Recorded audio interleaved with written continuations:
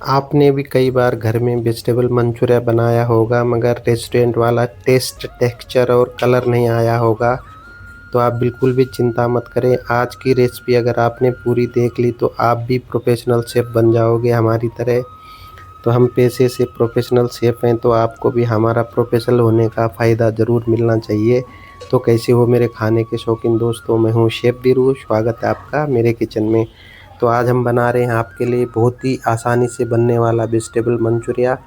तो रेसिपी को लास्ट तक ज़रूर देखें। अगर आपने पूरी रेसिपी देख ली तो आपको भविष्य में, फ्यूचर में कभी भी वेजिटेबल मंचूरिया बनाने में बिल्कुल ज़रा सी भी दिक्कत नहीं होने वाली है, क्योंकि मैं स्टेप बाय स्टेप आपको सारे रेस्टोरेंट्स के सीक्रेट और शेफ सीक्रेट बताऊंगा आज। तो आपने वेजिटेबल्स तो देख ली हैं, कैबेज, कैरेट, प्याज, कैप्सिकम, ये सारे आपको चॉपर में इस तरह से चॉप कर लेने हैं। बारीक बारीक कीमा मार लेना है। अगर आपके पास वेजिटेबल चॉपर नहीं है तो आप मिक्सी में भी इसको कीमा कर सकते हैं। पल्स मोड पे आपको चलाना है आराम से, और इस तरह से आपको सारे वेजिटेबल्स कीमा कर लेना है। कैबेज को कर देंगे, गाजर को मोटे मोटे टुकड़ों में काट के, फिर उसके बाद उसको चॉपर में डाल के ग्रीन चिल्ली के साथ मैंने उसका कीमा किया है। जो कॉलीफ्लावर है, फूल गोभी है, उसको भी इसी तरह से हम लोग देखो चॉपर में डाल के कीमा कर लेंगे। तो दोस्तों ये बहुत ही हेल्दी वेज मंचूरिया बनने वाला है। आपको घर पे जितने सब्जियां हैं आप उन्हीं सब्जियों से बना सकते हो, उसमें कोई बैरिकेड नहीं है कि आपको यही सब्जियां डालनी है तो वेज मंचूरिया बनेगा। तो मैंने इसमें बीन्स का यूज़ नहीं किया। अगर आपको बीन्स पसंद है तो आप बीन्स भी यूज कर सकते हैं। तो मैंने 2-3 आलू बॉयल करके रख दिए थे, उनको छिल दिया है और इसको कद्दूकस यानी ग्रेट कर लेते हैं यहाँ पे। और जो हमने सब्जी काटी हुई है उसी के साथ इसको अलग रख देते हैं साइड में।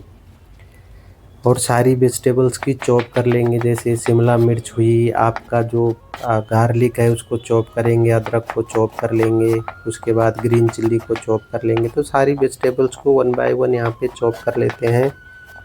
तो आपका जो टाइम सबसे ज़्यादा लगेगा वो आपका वेजिटेबल कटिंग चॉपिंग में लगेगा। बाकी का तो मैं आपको आसानी से बता दूंगा कि आपको क्या क्या डालना है, जिसकी वजह से आपका रेस्टोरेंट वाला या उससे भी अच्छा टेस्ट आ जाए। तो गार्लिक, जिंजर, कैप्सिकम, प्याज और ग्रीन चिल्ली मैंने काट दी हैं।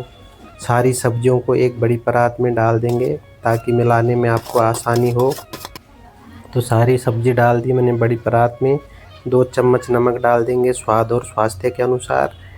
ये 2 चम्मच मैगी मसाला डाल देंगे, इसी से इसमें अच्छा टेस्ट आएगा। 2 चम्मच chilli paste, green chilli paste डाल देंगे यहाँ पे। 2 टेबल स्पून यहाँ पे सोया सॉस मैंने डाला है। 2 टेबल स्पून ही मैंने यहाँ पे टमाटो केचप डाला है। और 2 चम्मच यहाँ पे जिंजर गार्लिक का पेस्ट डाल देंगे, बस। इसके अलावा आपको कुछ नहीं डालना है इसमें, और मिला देना है इसको अच्छे से। अब इसके बाद इसमें 2 कप यहाँ पे मैदा डाल देंगे, 350 ग्राम के लगभग। और 1 कप कॉर्नफ्लोर डालना है, 150 से 60 ग्राम के लगभग। मैदा और कॉर्नफ्लोर ज़्यादा बिल्कुल भी ना डालें, नहीं तो ये फ्राई होने के बाद हार्ड हो जाएगा अंदर से और मैदा मैदा लगेगा आपके मुंह में।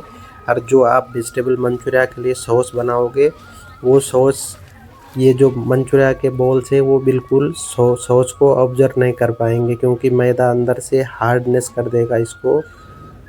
तो देखो इस तरह से मैंने सारा मिला दिया है। अगर आपको ज़्यादा पतला लगेगा या आपको लगेगा कि इसकी बॉल्स नहीं बन पा रही हैं तो आप इसमें थोड़ा सा कॉर्नफ्लोर मैदा और ऐड कर सकते हैं। देखो इस तरह से इतना इसका मतलब बैटर का थिकनेस चाहिए, जो आपका मिक्सचर है इसी तरह का इसका थिकनेस होना चाहिए, ताकि आप आसानी से बॉल बना पाओ। एक कढ़ाई में 600 से 700 ml तेल डाल देंगे यहाँ पे। और इस तरह से आपको एक पानी का बाउल रखना है साइड में अपने हाथ को गीला करने के लिए, ताकि आपके हाथ में चिपके ना ये मंचूरिया का जो बैटर है, मंचूरिया का जो मिक्सचर है। तो देखो इस तरह से आपको तेल गर्म होने के बाद इस तरह से डाल देना है। ये देखो इस तरह से। अगर आप इस तरह से नहीं डाल पाती हो तो आप थोड़ा थोड़ा करके छोटे छोटे बॉल्स, जैसे आप वड़ा वगैरह छोटे छोटे दही वड़ा या कुछ और पकौड़ी वकौड़ी डालते हो, उस तरह से भी डाल सकते हो। इस तरह से कैसे डालना है वो भी मैं आगे आपको दिखाऊंगा। आप आसानी से डाल पाओगे, 2-3 बार ट्राई करोगे तो आप आसानी से डाल पाओगे। देखो एकदम नेचुरल कलर है, देखो कितना बढ़िया कलर आ रहा है, ये देखो। तो इसको एक बैच को फ्राई होने में कम से कम 7-8 मिनट लग जाएंगे। जितना वीडियो में दिख रहा है 2 सेकंड 10 सेकंड या आधा मिनट में हो जाएगा, ऐसा नहीं होता है, टाइम तो लगेगा इसको फ्राई होने में। तो ये देखो दूसरा बैच, ये देखो इसको आप इस तरह से डाल सकते हो, अंगूठे और उंगली से इसको ऐसा प्रेस करना है बीच में, ये देखो अपने आप बॉल्स बन जाएंगे इसके। तो आप 2-3 बार अगर ट्राई करोगे तो आप आराम से सीख जाओगे। तो हम प्रोफेशनल शेफ़ हैं तो हम लोग तो करते रहते हैं। तो इस तरह से आपको सारे डाल देने हैं। और कलर देखिए एकदम नेचुरल कलर है, आप ही के सामने बनाया है, इसमें कुछ भी एडिशनल मैंने डाला नहीं है। देखो कितना बढ़िया। और इसमें आप काली मिर्ची का पाउडर थोड़ा डाल सकते हो मिलाने के टाइम पे, लाल मिर्ची बिल्कुल भी ना डालें क्योंकि लाल मिर्ची से काला हो जाता है मंचूरिया। तो इस तरह से आपने सारे फ्राई कर लेने हैं। ये देखो सारे फ्राई हो गए हैं लगभग। ये देखो कितना बढ़िया इसका कलर आया, आपको लग ही नहीं रहा होगा कि वेज मंचूरिया के बॉल्स हैं, देखो।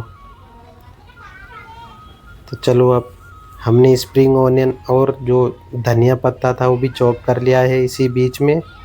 अब जो कढ़ाई में हमने मंचूरिया के बॉल्स फ्राई करे थे उसका तेल थोड़ा ठंडा होके हमने तेल निकाल दिया है और उसमें थोड़ा सा तेल बचा लिया है। उसी तेल में हम अब गार्लिक डाल देंगे, चॉप्ड गार्लिक, और इसको अच्छे से भून लेंगे। इसको ज़्यादा गोल्डन ब्राउन नहीं करना, हल्का सौते हो गया। अब इसी के बाद इसमें चॉप्ड ऑनियन डाल देंगे। चॉप्ड ऑनियन डालने के बाद इसको अच्छे से मिला लेंगे। इसको भी 1-1.5 मिनट के लिए पका लेंगे, सौते कर लेंगे। उसके बाद आपको इसमें जिंजर डालना है। जिंजर को पहले ही ना डालें, जिंजर को ज़्यादा पकाने से कड़वा टेस्ट आता है इसमें। तो स्टेप बाय स्टेप इसी तरह से आप फॉलो करें तो आप घर पे रेस्टोरेंट से भी बढ़िया मंचूरिया वेज मंचूरिया बना सकते हो। जिंजर को 30 सेकंड पकाने के बाद उसमें मैंने कैप्सिकम डाल दिया और कैप्सिकम को भी 1-2 मिनट के लिए अच्छा चला लेंगे हम लोग, अच्छे से इसको सौते कर लेंगे। तो ये देखो कैप्सिकम भी आपका सौते हो चुका है। अब इसमें हमने लास्ट में हरी मिर्ची डाल देनी है।